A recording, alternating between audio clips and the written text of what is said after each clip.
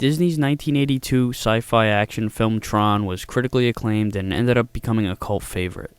That same year, Mattel released The Adventures of Tron for the Atari 2600, although you may be confused of the title at the startup screen as it only reads Tron.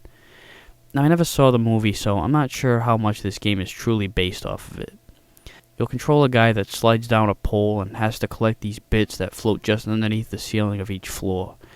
You can ascend the floors by pressing up when standing on the elevators on either side, but you can't go up the same elevator on consecutive floors. You have to hop across the pole to activate them each time, which means you'll usually be alternating from one side to the other.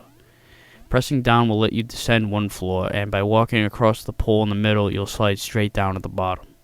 The objective is to gather up all the bits on the screen. Then everything turns blue, and then heading up the middle beam will warp you up to the next stage. Getting in your way are these enemies that usually march off in a row of 3, descending downward from floor to floor. Their patterns are basic enough, but the shitty jumping control makes it hard to jump over them. You can get a decent amount of hang time, but you don't travel very far horizontally at all. It doesn't match up with the speed you're running leading into the jump, so it's easier to avoid these things by running away rather than jumping over them. But that can be tricky in and of itself.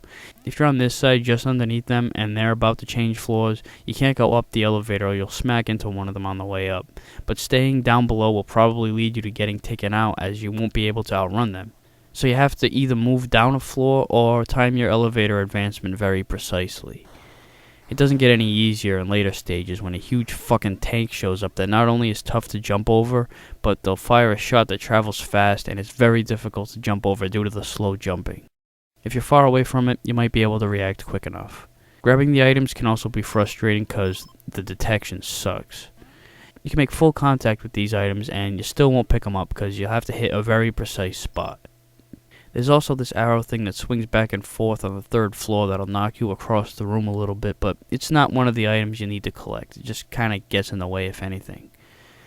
You can make the gameplay faster by toggling the difficulty switch on the console, but it's a little bit too much. The graphics aren't too bad, there's just too much repetition.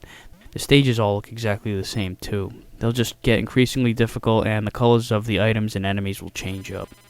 One thing that bugs me about this game is that you can't shoot or do anything to defend yourself other than run away.